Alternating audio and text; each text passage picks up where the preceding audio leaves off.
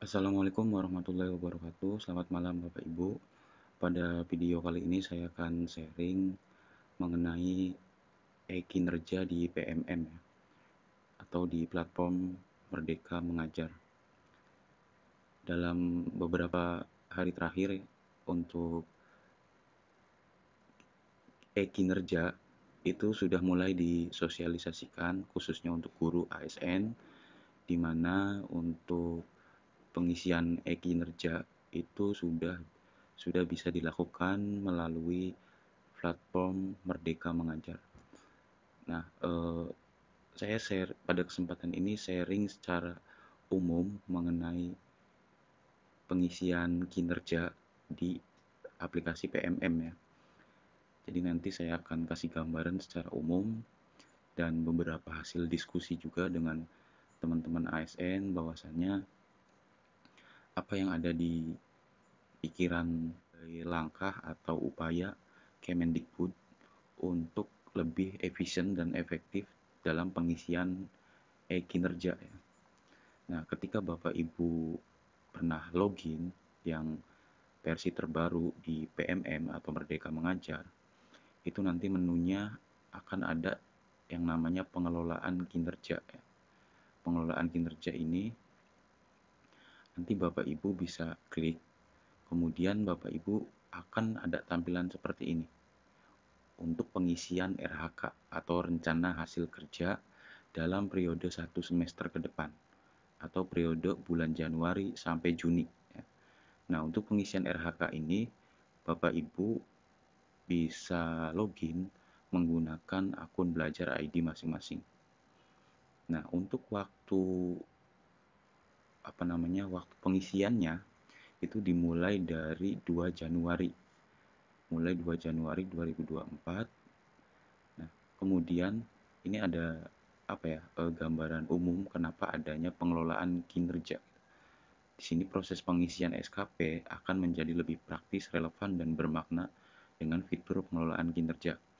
Karena itu, Bapak Ibu atau para pendidik lainnya bisa lebih fokus dalam meningkatkan pembelajaran di satuan pendidikan. Jadi SKP itu kan seharusnya ada di BKPSDM ya Bapak Ibu. Di Dinas BKPSDM, tapi kenapa di PMM ada juga yang SKP juga atau target aktivitas.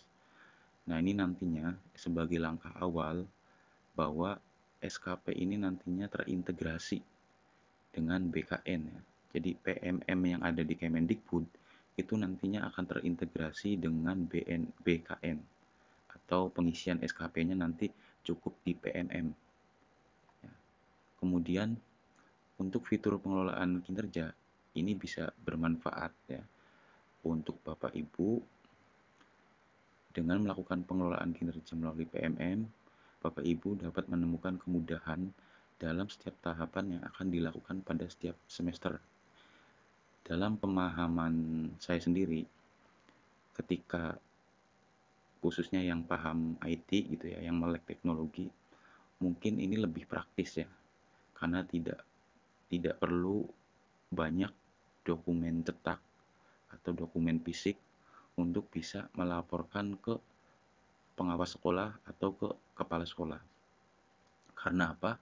Karena nantinya ini sebagai indikator bahwa kinerja Bapak Ibu itu bisa dinilai secara online oleh kepala sekolah. Nah, untuk tahapannya ketika Bapak Ibu itu masuk ke dalam PMM, ini yang pertama, melakukan perencanaan. Di mana perencanaan itu Bapak Ibu lebih praktis dan meringankan beban administrasi karena berkurangnya dokumen yang perlu diisi dan disiapkan. Kalau sebelumnya kan mungkin Bapak Ibu itu harus menyiapkan bentuk fisik ya, seperti modul ajar, RPP, kemudian banyaklah administrasi guru. Nah, nantinya dalam perencanaan ini Bapak Ibu cukup perlu memilih apa yang direkomendasikan oleh platform Merdeka Mengajar. Nanti ada rekomendasinya. Tapi ini hanya gambaran umum ya. Kemudian yang kedua, ini nantinya pelaksanaan. Pelaksanaan sendiri ini lebih relevan karena indikatornya disesuaikan dengan capaian rapor pendidikan dan observasi pada proses mengajar di kelas. Ketika Bapak Ibu eh, di tahap kedua ini atau pelaksanaan, nanti secara step by stepnya itu disesuaikan dengan hasil rapor pendidikan di tahun 2023. Jadi apa yang perlu diperbaiki itu nantinya akan muncul di eh, akan muncul di dashboard PMM masing-masing, ya, sekolah masing-masing. Jadi setiap sekolah masing-masing itu memiliki kekurangan, dan nantinya kekurangan itu akan muncul di dashboard PMM Bapak Ibu. Jadi nantinya eh, secara step by stepnya nanti akan diarahkan melalui aplikasi, ya, atau platform Merdeka Mengajar. Jadi Bapak Ibu tidak perlu harus merancang sesuatu, ya, karena Bapak Ibu tugasnya mengajar, mengondisikan siswa, mengondisikan ruangan kelas. Secara teknis nanti Bapak Ibu ada gitu ya di saat pelaksanaan. Nah, kemudian tahap ketiga, ketika Bapak Ibu mengisi PMM atau melakukan RHK di PMM, itu nantinya ada tahap penilaian, di mana penilaian yang lebih berdampak pada peningkatan kualitas pembelajaran murid dan Bapak Ibu bisa memperoleh apresiasi yang sepadan dengan kinerja dan kompetensi diri. Jadi untuk penilaian itu nanti Bapak Ibu ada bukti dukung, ya, yang harus Bapak Ibu upload. Misalnya ketika Bapak Ibu itu di perencanaan mencantumkan beberapa poin gitu ya, untuk satu semester atau satu periode ini, maka Bapak Ibu harus menyelesaikannya. Nah, ketika sudah menyelesaikannya, itu belum cukup, ya, karena harus dinilai dulu oleh atasan Bapak Ibu atau oleh kepala sekolah. Nah, untuk cara penilaiannya itu bisa dilihat dari bukti dukungnya. Bukti dukung seperti ya semacam tugas atau bukti dukung laporan gitu ya. Nanti akan ada di eh, dashboard masing-masing, intinya seperti itu. Nah, ketika Bapak Ibu mendapat feedback positif dari atasan, maka Bapak Ibu nanti akan mendapatkan apresiasi dari Kemendikbud berupa sertifikat, ya. Nah, sertifikat ini bisa dijadikan eh, poin plus Bapak Ibu untuk karir guru, ya, atau kompetensi guru. Jadi seperti itu untuk tahapannya. Kemudian untuk siklusnya ini seperti yang saya sharing tadi, ya, di awal, bahwa dalam satu periode itu harus mencakup perencanaan, pelaksanaan, penilaian, dan waktunya sudah teratur dalam 1 tahun ke depan. Kemudian siapa sih yang perlu menggunakan fitur ini gitu ya?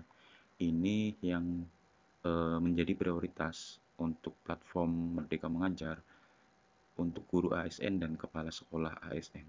Namun tidak menutup kemungkinan ketika atasan Bapak Ibu menilai administrasinya atau menilai kinerja guru, misalnya Kepseknya meminta untuk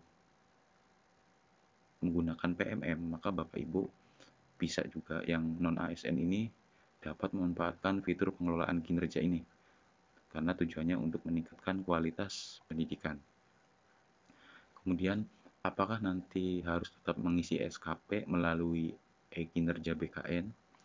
Nah, untuk sementara ini tahap percobaan, mungkin dalam beberapa bulan atau dalam satu periode ini masih tahap uji coba, artinya belum ada integrasi, ya, antara BKN dan Kemendikbud.